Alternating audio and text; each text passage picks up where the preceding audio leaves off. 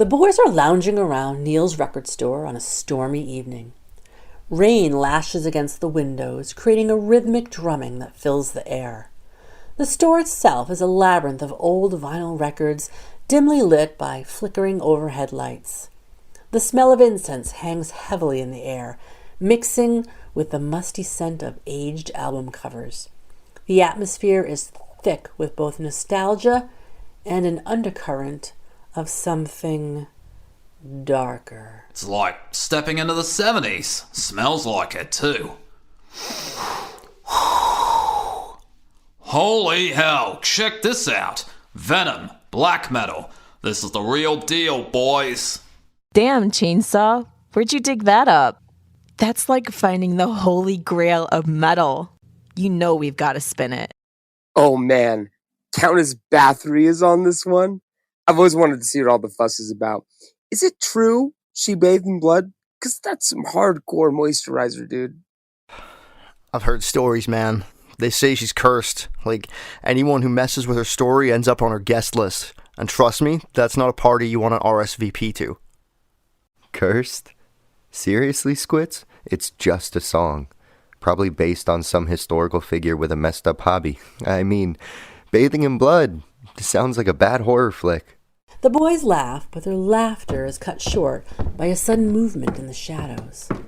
Neal steps forward, his face half hidden in the dim light, his expression grim. You boys might want to rethink playing that record. Some music, it's not just about the notes. It's about the history, the intent behind it.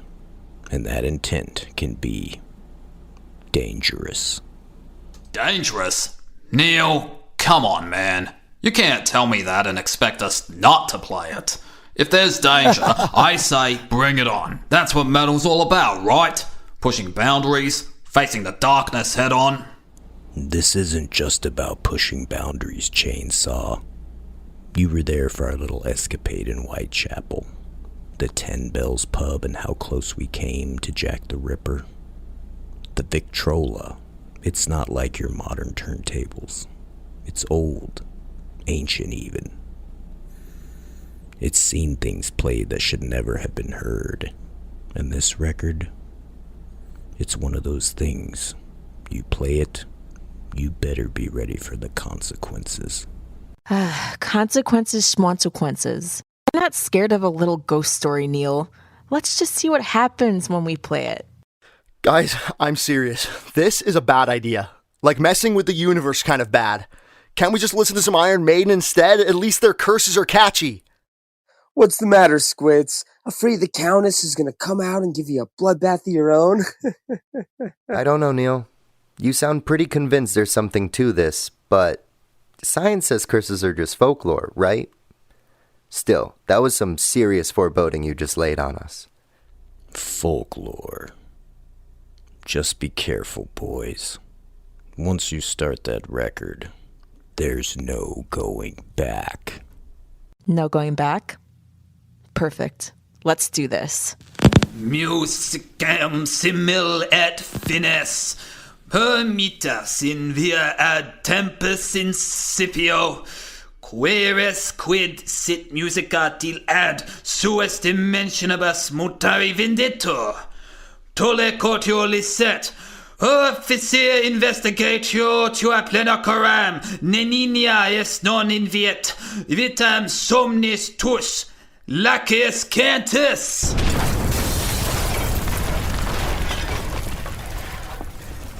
The lights in the store flicker as the music fills the room with a low, ominous melody that seems to crawl up the walls and into their bones. The temperature in the room immediately drops to a chill, and the air grows thick and heavy, almost suffocating. Oh man, you feel that? That's the darkness, boys. This is gonna be epic. Yeah, epic, like, straight out of a horror movie, right? I knew it. I freaking knew it. This is bad. This is really, really bad. This is impossible. It's like reality's bending or something. This can't be happening.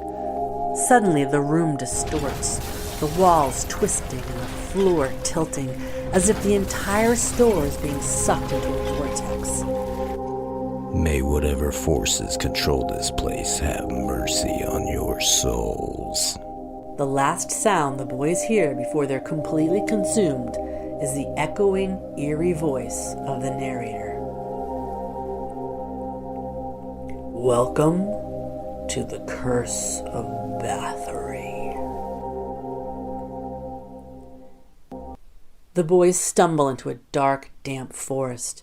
The air is thick with fog, clinging to them like cold, wet hands. The sound of their footsteps squelching in the mud is the only thing breaking the eerie silence, except for the occasional wail of a distant, lost soul carried on the wind. In the distance, the silhouette of a towering, decrepit castle looms, its jagged turrets piercing the sky like broken teeth. I'm telling you guys, this is bad. Like, we're gonna end up as ghost stories bad. I can feel it in my bones. This place is wrong. Seriously wrong. Come on, Squits. We're not in Kansas anymore. But that doesn't mean we're screwed. It's just a creepy old castle. How many times have we seen this in movies? We walk in, we walk out. Simple as that. Yeah, sure, because nothing ever goes wrong when a bunch of idiots decide to take a midnight stroll in a haunted castle. I mean, what's next? We split up and search for clues? Man, this is exactly what I signed up for. This place is metal as hell. Just look at that castle, straight out of an album cover. If we don't come out of this with a killer story, we're not doing it right. Okay, but seriously, this doesn't make sense. How did we even get here? One minute we're in the store, the next we're wherever the hell this is. It's like reality just shifted. They approach the castle, its towering gates slowly creaking open, as if drawn by some unseen force. The boys exchange uneasy glances, but push forward, drawn by a mix of curiosity and dread. All right, boys, let's do this. We came this far. No turning back now. Yeah, sure, because walking into the literal mouth of hell has never gone wrong for anyone, ever. This is gonna be epic! Just imagine telling people we spent the night in Bathory's castle. They'll be jealous as hell. We might even get a song written about us. Yeah, if we make it out. I'm just saying, maybe we should have brought some garlic, a wooden stake, just in case. Let's just be careful. We don't know what's in there, and something tells me it's not very friendly. They step inside the grand hall, their footsteps echoing off the stone walls. The room is massive, but decaying, with tattered banners hanging from the ceiling and dust thick in the air. The atmosphere is oppressive, almost suffocating, as if the very air is weighed down by centuries of suffering.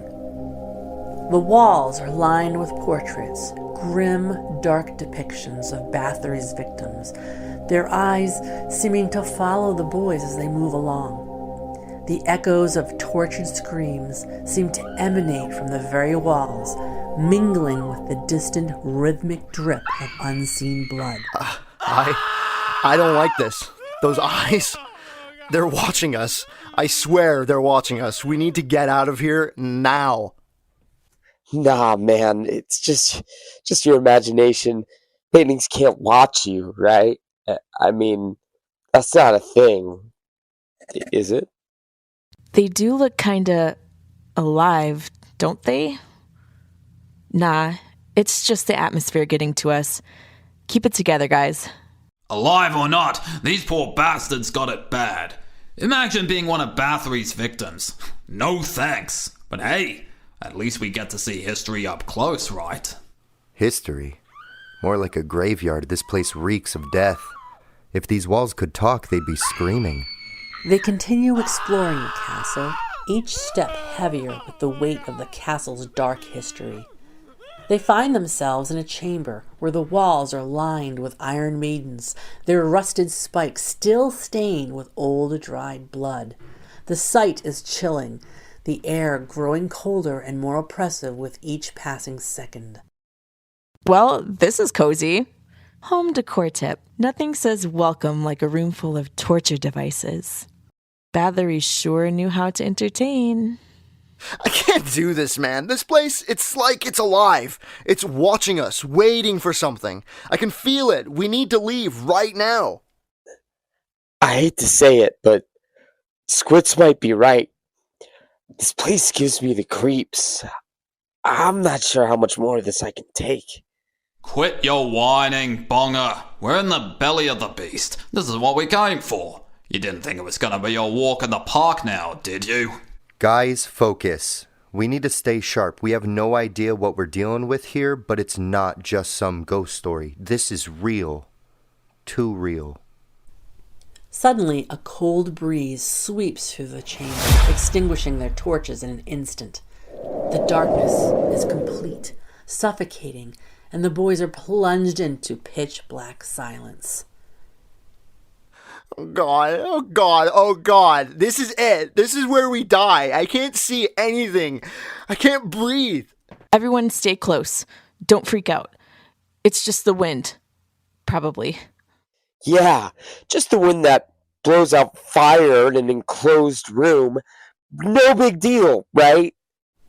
They hear footsteps in the distance, soft at first, but growing louder, more frantic. The sound echoes off the stone walls, coming closer and closer as if something is running straight toward them. You hear that? Sounds like we've got company. This is gonna be fun. Fun? Are you out of your mind? We need to find a way out before whatever that is finds us. We're gonna die. We're gonna die. We're gonna die. No one's dying. Not today. Whatever's coming, we face it together. The boys, disoriented and terrified, stumble into a vast, dimly lit chamber deep within the castle.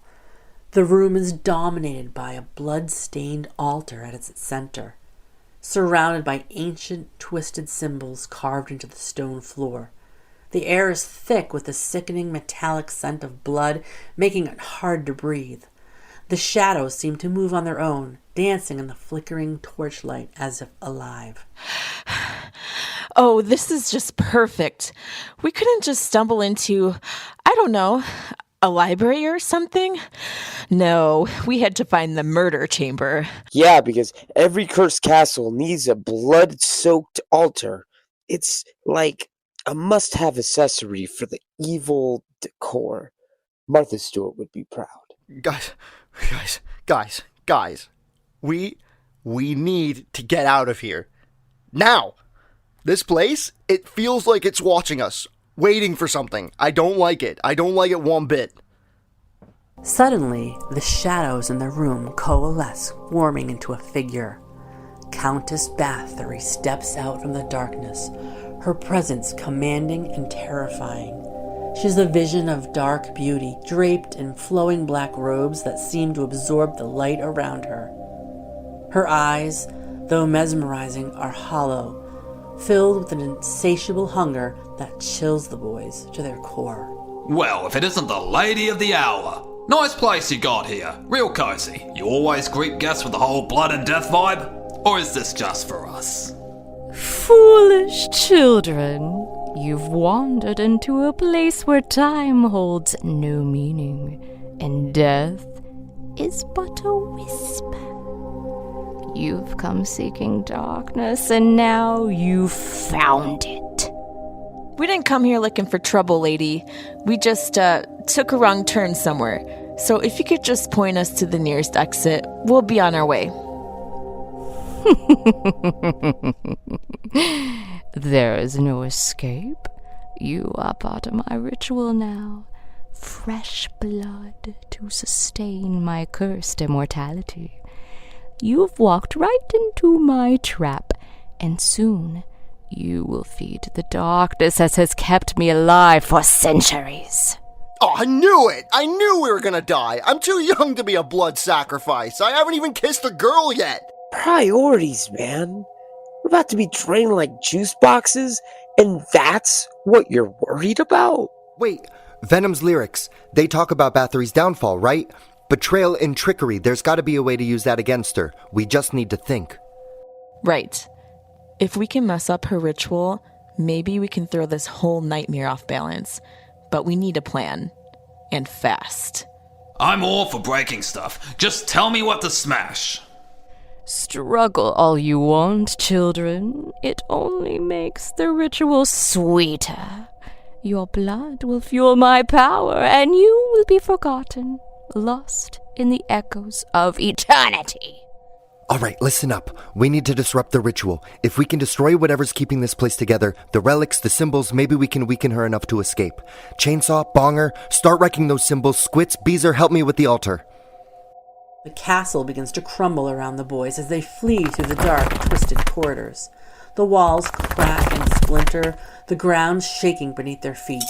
The enraged Countess Bathory pursues them, her screams of fury echoing through the collapsing halls, mingling with the distant wails of the damned. The air is thick with dust and the acrid scent of decay.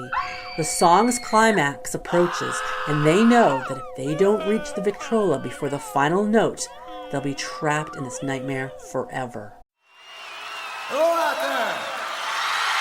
Hi, I'm Hal Schwartz. And I'm Flynn McLean. We want to tell you about our podcast, None But the Brave, which is dedicated to taking a deep dive into the work of Bruce Springsteen. We're currently in our 5th season. Our latest episodes focus heavily on Bruce's 2024 tour and have featured such guests as Anthony Castrovince from MLB Network and Barstool's Kirk Minahan. We're also covering the 40th anniversary of Bruce's biggest record, Born in the USA. And as part of that, coming up this week, Uprock's cultural critic Stephen Hyden returns to the show for a fascinating hour-long conversation about his new book, There Was Nothing You Could Do, Bruce Springsteen's Born in the USA and the End of the Heartland. To listen, you can go to our website, mbtbpodcast.com, or subscribe on your preferred podcasting platform. We hope to see you further on up the road. Thank you so much! We'll be seeing you!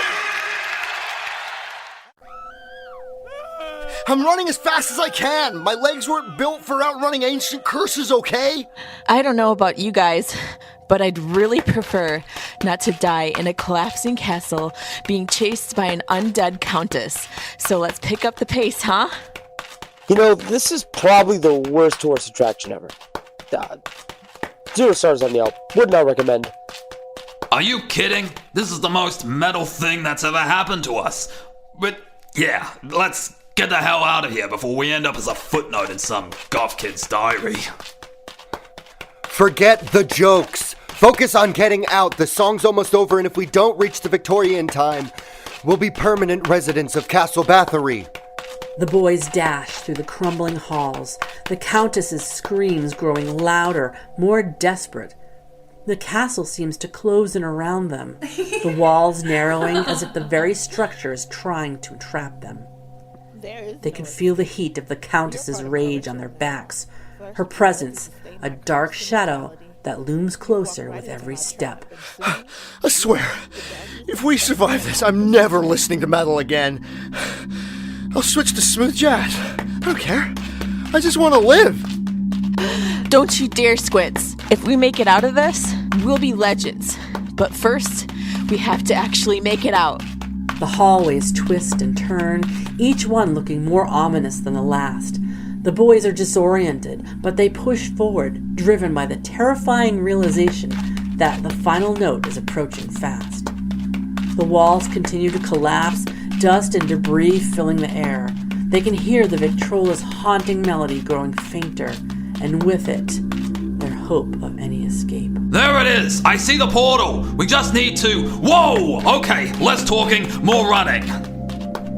They finally burst into the chamber where the Victrola waits, its eerie glow the only source of light. The portal is flickering, unstable, as if it too is being affected by the castle's destruction. The final note is just seconds away. Go! Go now before it's too late! We're not dying today, boys. Move! One by one, the boys leap through the portal, their bodies twisting in mid-air as the world around them distorts. The Countess lets out a final, furious scream as they vanish, her outstretched hand just inches away from grabbing them. The portal closes behind them with a blinding flash of light. The boys land back in Neal's record store, crashing onto the floor in a tangled heap. The store is eerily silent, the only sound the soft hum of the fluorescent lights. For a moment, they fear they haven't fully escaped, the darkness of the castle still clinging to their minds. We're back, right? This is real, isn't it? Tell me we're not still stuck in that nightmare. Well, that was one hell of a ride. I don't know about you guys, but I think we just lived through the most badass metal song ever. I'm just glad we're alive. I was starting to think we'd be Bathory's new house band. Permanently. Finally, the lights flicker back on, and the record scratches to a stop. The boys look at each other, relief washing over them as they realize they're truly safe. But their relief is short-lived as they notice Neal emerging from the shadows, his expression grim but unsurprised. You boys had a taste of the dark, didn't you? Not everyone who enters the Victrola's world comes back.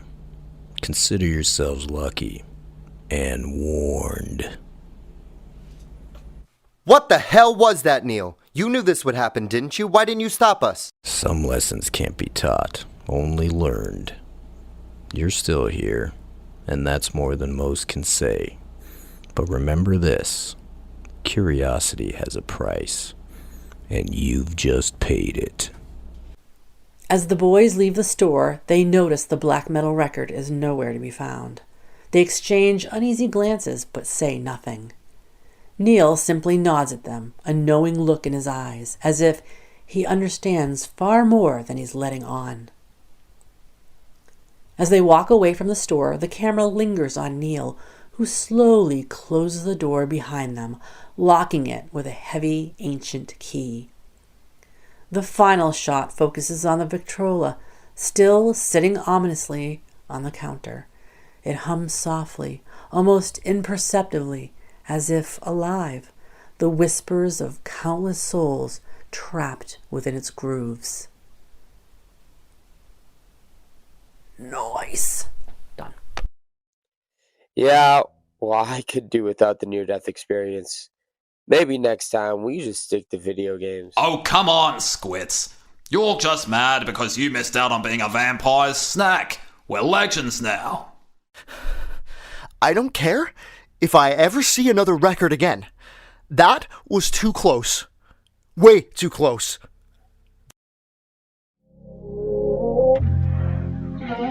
This is the story of Whitney Houston. This is the story of Kurt Cobain. Of George Michael, of Otis Redding, of Amy Winehouse, of Michael Hutchence, Bob Marley. This is the story of Prince. It's a new podcast series about how they died, why they died, and why we're still talking about them so long after. It's like nothing you've ever heard before. It's storytelling. But it's more than that, because rock stars, they tell us how we feel. They change our mood. They change the clothes we wear, the people we hang out with, the way we remember things. It's them who give us those ludicrous moments, the ones where you're jumping around, singing your heart out, feeling understood. And it's those moments we'll help you remember, the ones you're thinking about right now. That feeling. That feeling. It's coming soon from Crowd Network. Just search for Death of a Rock Star on your podcast app. And subscribe now.